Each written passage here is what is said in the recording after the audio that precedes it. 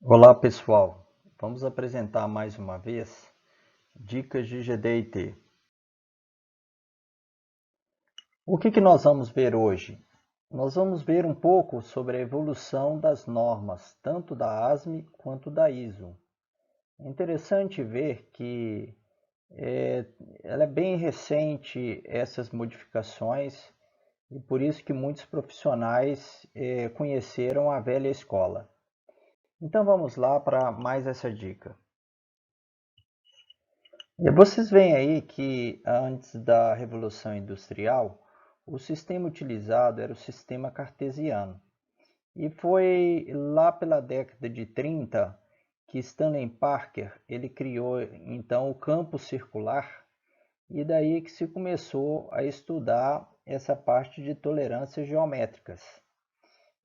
Apesar de que existem literaturas que colocam na década de 40, outros na década de 50.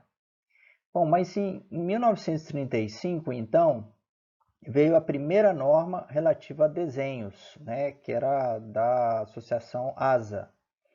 E quando foi nesse período de 1944, 1948, nós tivemos então um documento que era uma norma do Ministério de Fornecimento, isso na Inglaterra. Quando foi em 45, então está junto com esse Ministério do Fornecimento, houve a introdução então de símbolos pelo Exército Americano. Então aqui nós temos a nossa linha do tempo. E daí continuando, né? Eu peguei aí a última informação da linha do tempo, que foi a introdução dos símbolos pelo Exército Americano. Em 1957, então, teve a primeira norma de dimensionamento geométrico, que era ainda a ASA, né?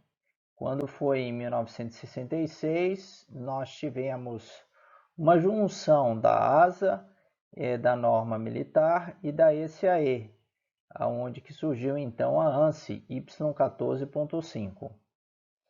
Em 1973, ocorreu uma atualização dessa ANSI e em 1982, então, a ANSI passou a ser da ASME, né?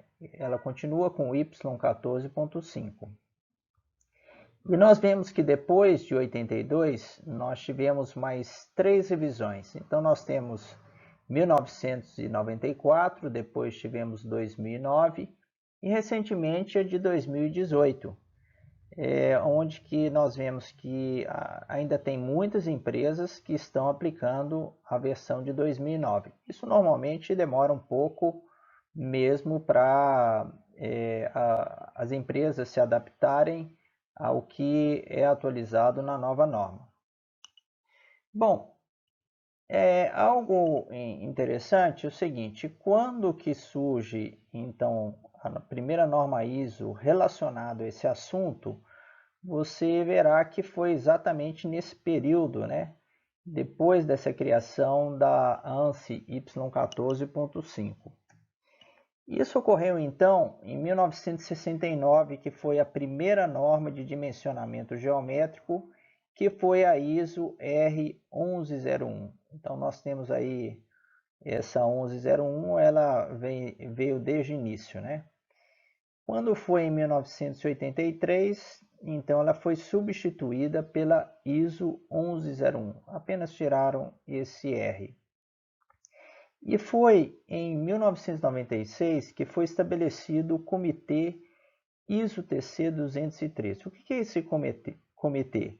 É o comitê que cuida das normas GPS. No caso da ISO, ele é o Global Product Specification, que são as normas relacionadas a toda a parte de dimensionamento geométrico.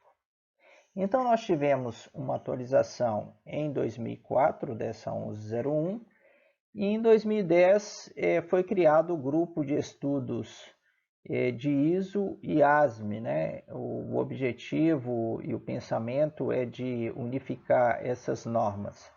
Por enquanto, a gente tem ainda muita divergência entre as duas normas, né? Isso algumas vezes eu apresento em alguns vídeos, E também a gente tem cursos que a gente mostra qual a diferença entre elas em diversos aspectos, também mostrando qual a similaridade entre elas. Bom, mas daí, depois disso, nós tivemos uma revisão em 2012 e 2017.